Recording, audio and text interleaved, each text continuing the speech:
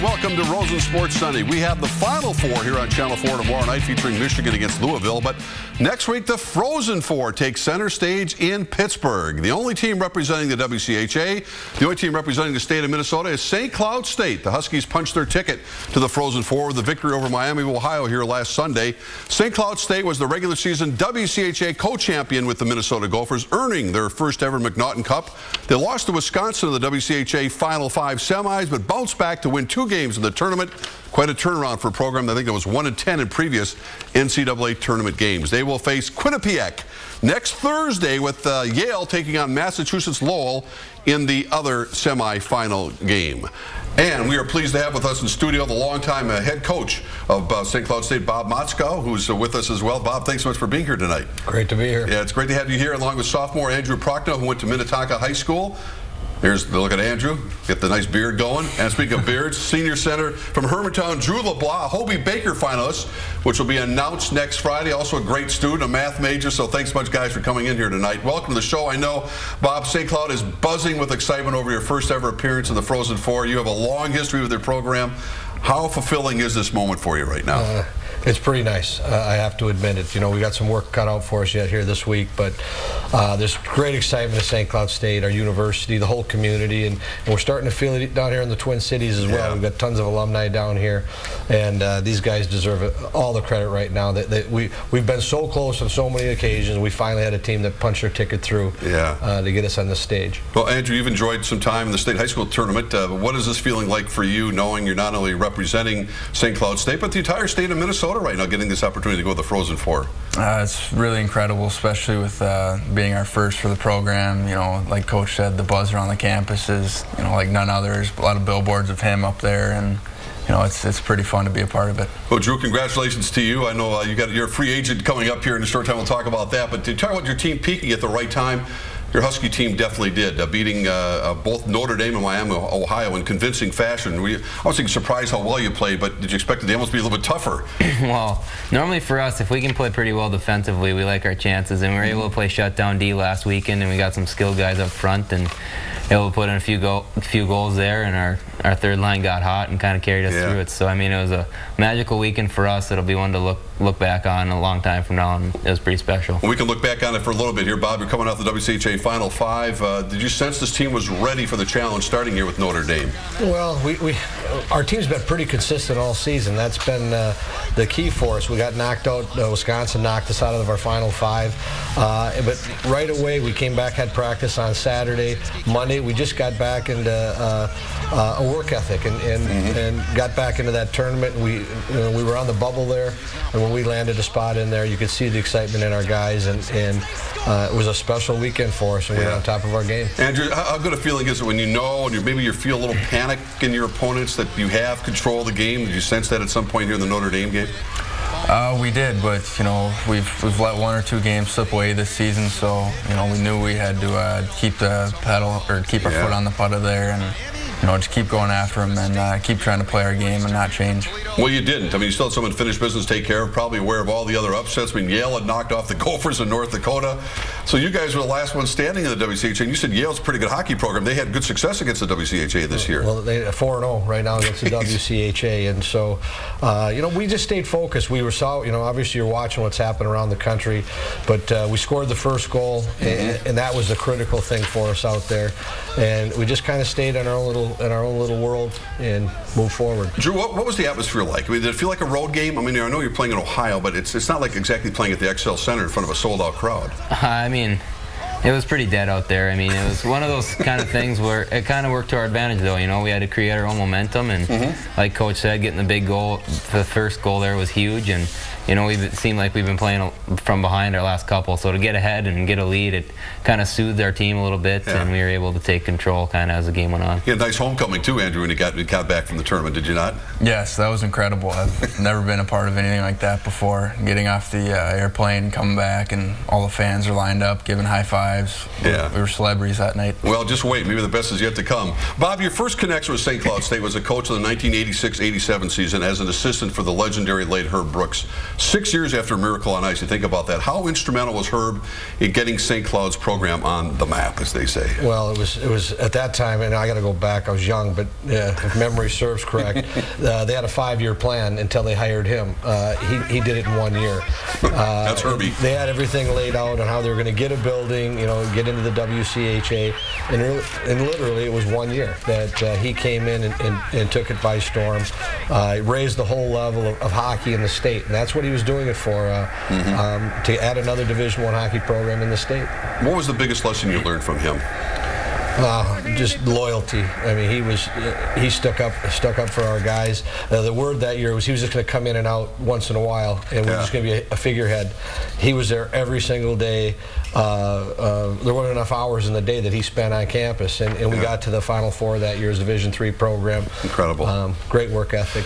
You were also at the University of Minnesota, part of their 2002-2003 championship teams as assistant here. Those must be equally amazing memories for you as well. Yeah, I've been pretty fortunate. Some awful quality people have hired me along the way and helped pave the way for me to get the job at St. Cloud. So what conference are you going to be, this is all a little confusing, what conference are you going to be playing in next year? Yeah, it's kind of a sad time right now. The WCHA, most storied league in college hockey history, there's the breakup coming. North Dakota, Duluth, ourselves, CC, Denver, Nebraska, Omaha are going to join with Western Michigan and Miami, the new national conference next year. And it's going to be different. It's going to be a big change for all of us. Drew, you're a free agent. 5 Gophers went pro this year. Have you always felt like you're playing kind of second fiddle to the Gophers? You always look down, oh, they're big brothers down there, yet here you guys are. Is there some satisfaction in that as well, where you sit right now? I mean... You can tell the truth. There's probably a lot of Gopher viewers out there tonight, but... I mean, really, we do kind of fly under the radar, and, that's okay with us, not to have the limelight on us, not to have the cameras on us, but looks like the tides have kind of turned here for the time being. But no, you haven't been drafted, but you feel that you're going to get a good chance to go pro after this week? I'm really not even thinking about that. I think we owe it to our teammates and our coaching staff there to keep our eye on Thursday, and that's kind of our goal right now. Well, let's start in our last 3 seconds, Andrew. You got Quinnipiac. They've been ranked #1 team in the country. Who are these guys? Yet they must be pretty good hockey team. They're #1 in the country. Yeah, exactly. We don't know much about them, but we know they're #1 team, ranked overall, and they've been #1 for pretty much the whole year. So, we're going to have a tough task on Thursday. Well, congratulations to all of you. Bring home a championship. Bob, congratulations to you. And guys, thanks so much for spending some time here tonight. I know on their drive back from St. Cloud as well. So enjoy the rest of the evening. Thanks for having us. Yeah, my pleasure. The other big Minnesota college story this week, the Gophers, of course, have a new basketball coach. Richard Pitino takes over at the U, the son of a legend. Pitino's looking to make his own mark. We sat down to talk about his vision for the future. That one-on-one interview coming up next.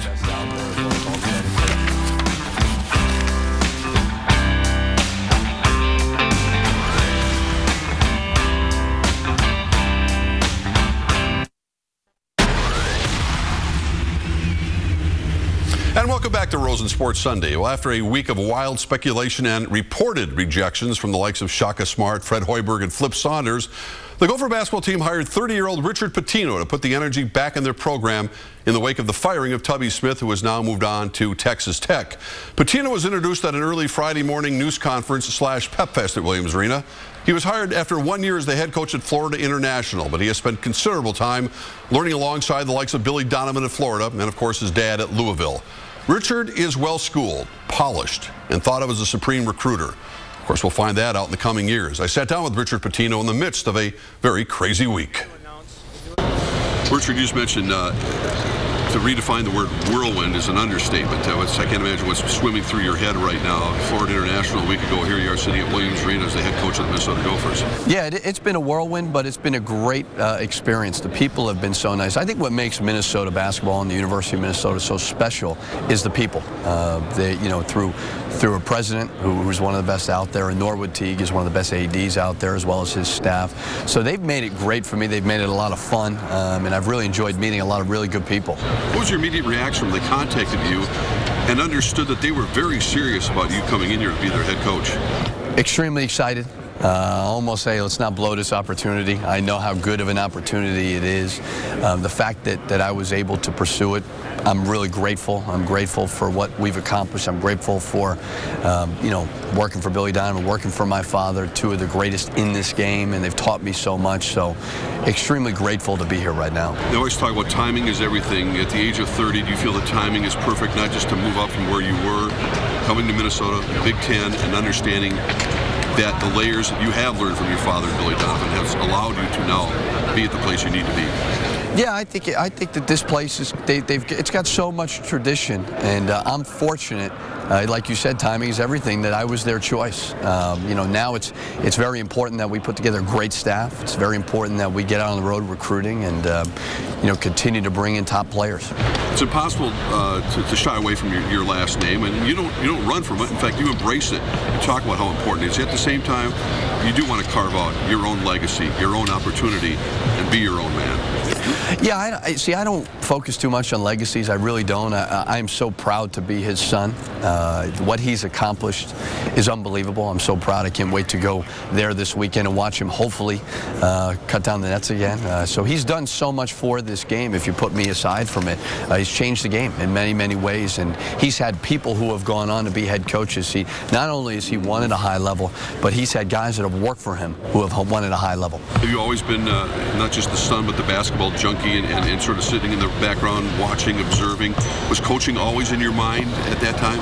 Yeah, I always thought I wanted to do it growing up. I just never knew at what capacity, you know, because my dad was at Kentucky and then he went to the Celtics, so it was kind of the, do I want to do high school, do I want to do college, do I want to do pros? I knew I wanted to be in it.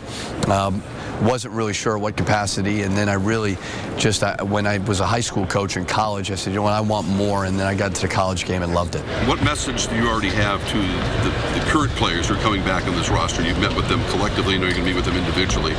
What are you telling them? We just talked, I talked a little bit, it was 10, 15 minutes just about my expectations for them. I talked about our style of play, and in order to play our style of play, you've got to be in unbelievable shape. You've got to be extremely well conditioned physically as well as mentally, because it's going to be hopefully a high octane game, and I think they're excited about it. I can't wait to, certainly this is all enjoyable, but I can't wait to just get coaching these guys. To a great extent that goes against the grain of many Big Ten games we've watched, whether you're playing Wisconsin, Northwestern, Nebraska, where it's slow it down, tempo is down to a crawl. You're saying that you feel you can increase that, and that's what the players want to have happen. Yeah, I mean, you know, it's people talk about certain styles, and Coach Ryan is one of the best out there, as well as all these other coaches in this conference. I mean, you look at so many legends. My style may not be the right thing, but it's what I love to do. I think I learned that through working for my dad, working for Billy Donovan. It's what you're comfortable doing and what you believe in. Whether or not right or wrong, that's what we're going to do, and we've got to recruit the right type of players to it, and I think they'll enjoy it. How's the recruiting process going to go for you right now? I mean, how difficult the chores are going to be, or do you look at it that way, getting him to come to Minnesota? I don't look at it as difficult. I look at it as a great opportunity. You know, I've been in much more difficult recruiting situations than the University of Minnesota. So I think when you have a lot to sell, you just got to work really hard. I mean, certainly other people have a lot to sell as well, but the one thing that I love is, okay, we want you to visit. We want you to see what we're all about. We want to get to know you, and we're not going to hide from anything because we've got a lot to offer.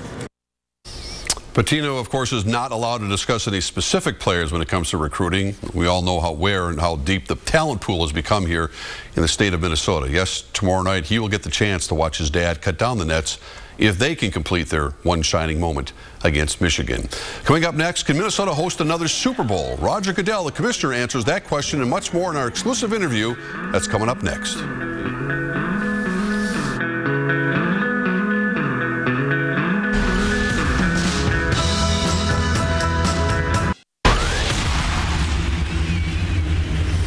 And welcome back to the show. Unfortunately, a lot of the news that gets reported is the bad stuff. And we try in sports to bring the more uplifting stories. And, you know, there's not an organization that I've had the pleasure of being involved with which has left, I think, a more positive mark in this community than the Alan Page Education Foundation. And last night I had the pleasure, once again, of hosting the 25th Annual Education Foundation Gala at Target Field. Over 5,000 bright young men and women of color have been awarded academic scholarships over the past 25 years. And in turn, as part of their awards, have turned around and mentored so many others. This event is so big, they had a video message from President Clinton, and NFL Commissioner Roger Goodell here flew in for it. I got a few minutes with Goodell to talk about the Page legacy, and of course a few Viking items, including their game in London, Adrian Peterson, and a possible future Super Bowl here. Yeah, exactly. Well, Commissioner, you're here for a very special occasion tonight. When you think of Alan Page, I mean, I hope this generation of players understands what someone like that has accomplished and how inspirational he can be for the next generation. Well, he's a remarkable man, not just for what he accomplished on the field as a Hall of Fame player, but also what he's doing off the field. He at a very early age, while he was still playing, was already planning his next career, and to be a state Supreme Court justice and have the kind of success he's had and the impact on the community by giving back through the Page Foundation, I think it's remarkable. And you look at his list of achievements. I mean, we think of ball players today, and you think, well, they have to think about life after football. I mean, obviously they make more money even than Alan did back in the time. But are you seeing that more and more the players are aware of that an Alan Page can be an inspiration to them? Well, I hope so, because I think he is an inspiration. The fact that he's planned out every phase of his life and prepared for it and succeeded in incredible ways. I think that's a great lesson, and you know, I'm proud of what our players do, both on and off the field, but Alan Page is at the top of that list. We have football weather here tonight. The Vikings, we're in a baseball park, but we're talking football a little bit. The Vikings, emblematic of that, are going to be playing in London. I was there for the first game in 1983, an exhibition game, and here we are playing the Pittsburgh Steelers. And what is your goal in mind as we progress and watch the Vikings host the Steelers in London later this year in a regular season game? Well, Mark, actually, this is a little bit London weather, actually. It reminds me of, but it's warmer here than it is in New York. So I'm actually happy to be here in balmy Minnesota. Yeah. But, you know, London has been great for us. We have tremendous NFL fans over there. They grow every year. This is the first year we'll be going to 2-game series this year, and we're proud to have the Vikings there. And I think it's just going to accelerate our interest in the game in the UK, and it may ultimately end up at some point in time having an NFL franchise there. That would be something. And they think of them, when they hear football, you think of their football, not our football. Well, that's changing a little bit. You know, there's a respect and a tremendous understanding of the game in the UK. A lot of that's because the media coverage is really very strong in the UK. And of course, our playing of regular season games over there has changed that. I have to get your impressions of Adrian Peterson here in town. He's quite the iconic figure for all the right reasons. In a pass-happy league, how unusual, how amazing a year was it for him in your eyes? Yeah, well, I have a little Viking fan at home, and Adrian Peterson's her favorite player, and you know, he's just an extraordinary guy. I think the world of him. Again, not just for what he does on the field, but really for what he does off the field. And you know, to see him have the kind of success he had this season was terrific, and he worked so hard for it, which is even more rewarding. To come back from an injury the way he did, it couldn't happen to a better guy. A couple of quick ones. The Northern Super Bowl next year outside. I remember, I know, I'm looking at the weather before. I'm sure the following week. You guys shouldn't be complaining about that here. We're not. I mean, but I mean, I know the Vikings at some point maybe hope to have another one here with the new stadium coming down the block. But first of all, playing outside this year is going to be a different sort of a feeling. We're excited about it, Mark. We think it's going to be great. I mean, you know up here better than anybody, football's made to be played in the elements. And, you know, I think that's going to bring back a lot of the tradition, the memories, and some of our most classic games were played in the elements. And so our membership was excited about doing it. We have a great stadium there in the New York, New Jersey area, and we think it's going to be a great experience for our fans. Will the Vikings have a chance of getting a Super Bowl down the road here, the new stadium? Yeah, in fact, I think the stadium is, you know, that's a centerpiece of any application for a Super Bowl, and they're obviously going to build a terrific stadium here, and I know that they're already making plans to bid on one starting, I think, in 2018. Yeah, 2018, the Vikings are expected to bid for a future Super Bowl in their new home. And yes, a reminder, the next Super Bowl will be played outdoors at the Meadowlands in New Jersey. Stay with us with a tribute to Rick Adelman. We'll be right back.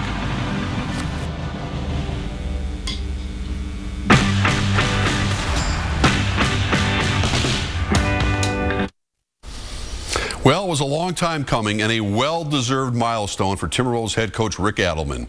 Adelman became the 8th coach in NBA history to win his 1,000th game last night here against Detroit, and you could tell by the outpouring of affection from the Timberwolves players just how badly they wanted this to happen, especially here at home. Rick's wife, Mary Kay, who's been dealing with health issues, which forced Rick to take a leave of absence earlier this season, was courtside with him. You look at the other names on that list, from Phil Jackson to Pat Riley, Jerry Sloan and others, you realize just how special that moment was last night. Congratulations to head coach Rick Adelman. We want to thank you, of course, for watching Rosen Sports Sunday. We'll be back again next week after the Masters. Can Tiger do it?